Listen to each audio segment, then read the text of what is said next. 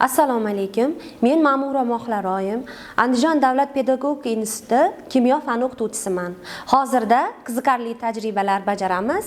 Marhamat, birinchi tajribamiz fil tish pastasi. Boshlaymiz. Tajriba bajarishimiz uchun ustimizda oq xalat, ko'zoynak hamda qo'lqop himoya vositalarimiz kerak bo'ladi. Bizning birinchi tajribamiz fil tish pastasi. Bunga kerak bo'ladi vodorod peroksidni 40 ml eritmas suyuqlik eritmamiz hamda natriy gidroksidni kaliy yodidimizni 20 ml eritma hamda gel kerak bo'ladi.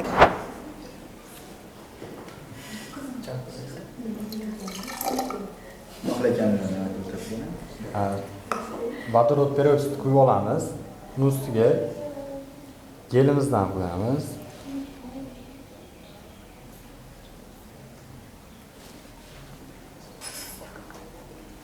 Reaksiyaga kirish uchun katalizator sifatida kaliy yodid eritmasidan qo'shamiz.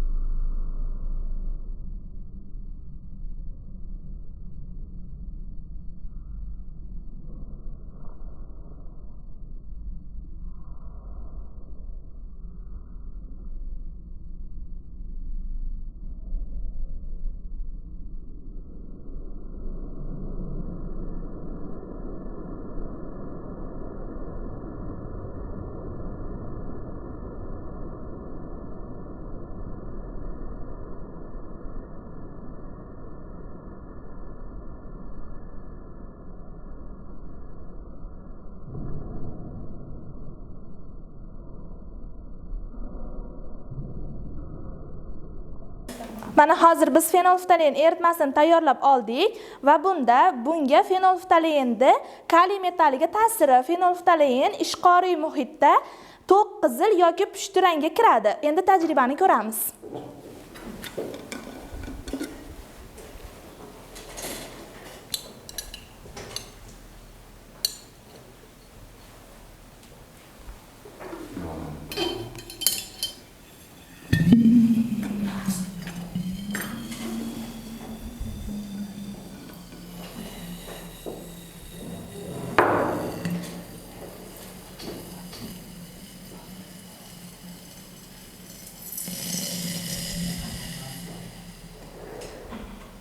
Hozir mana bu yerda ishqoriy muhit hosil bo'ldi, ya'ni egzotermik jarayon bo'lib, issiqlik ajralib chiqdi.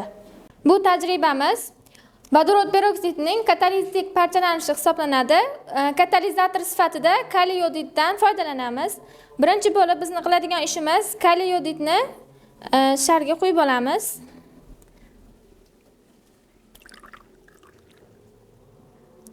Vodorod peroksidni esa probirkaga qo'yamiz.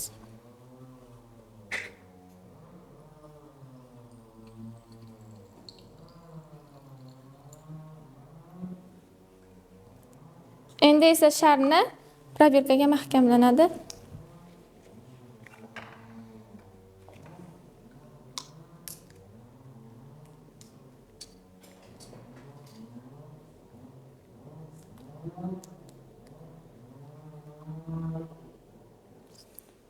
Va kaliy yodidga bunda hosil bo'layotgan gaz vodorod gaz, kislorod gazi hisoblanadi.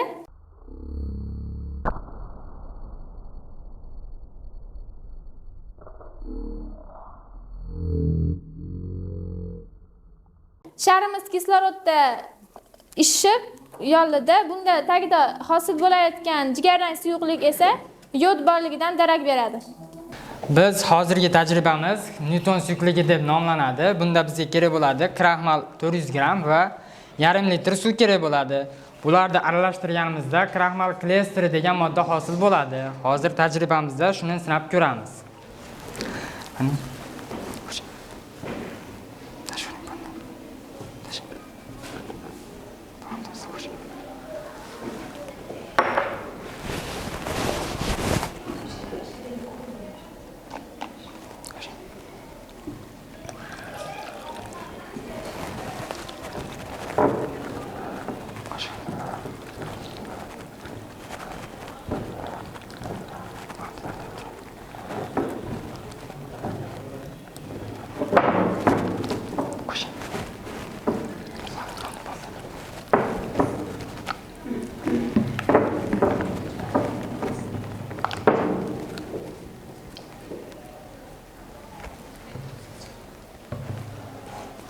Mana tajribamiz kraxmal klesteri.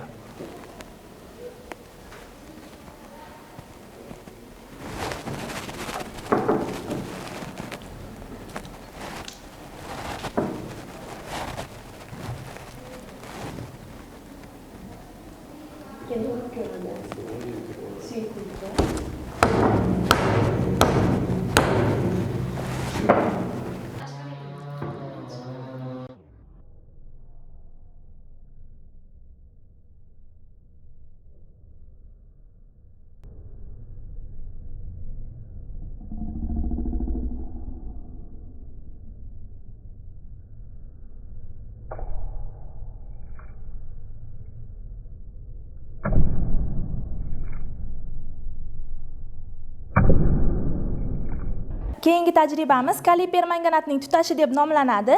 Bunga kerak bo'ladi 50 ml vodorod peroksid hamda 10 gram kaliy permanganat. Endi tajribani ko'ramiz.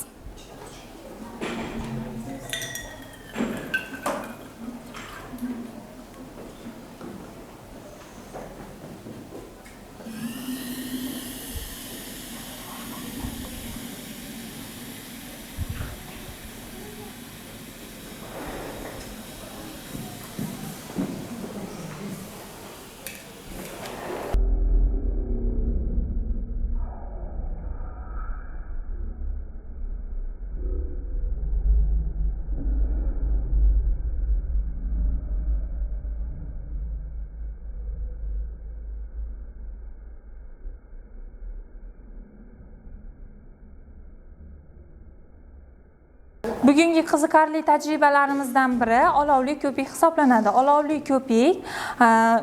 Olovli ko'pikda asosan gaz modda ajralib chiqadi, ko'p miqdorda gaz modda ajralib chiqadi. Ajralib chiqqan gaz moddalardan ko'pik hosil bo'ladi. Hosil bo'lgan ko'pik yonishida yorqin olov jarayoni kuzatilishi mumkin. Bunga bizga kerak bo'ladigan narsalar 1 litr suv, 100 mg suyuq sovun, butan gazidan qo'shamiz. Gaz chiqarish uchun.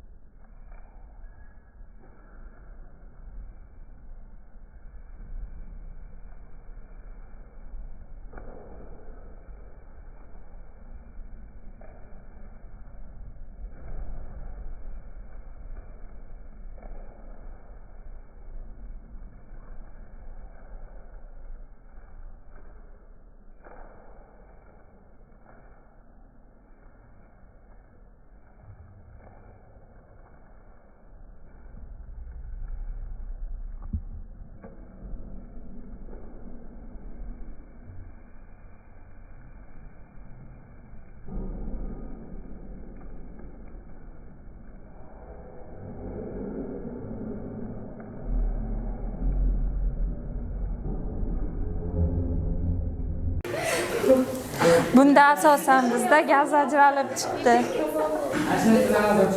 Bizni tajribamizga kerak bo'ladigan moddalar bertoliy tuzi hamda saxaroza kerak bo'ladi. Ular reaksiyaga kirishi natijasida kaliy bertoliy tuzi kuchli oksidlovchi bo'lganligi uchun kislorod ajralib chiqadi va saxaroza yonishiga ishtirok etadi.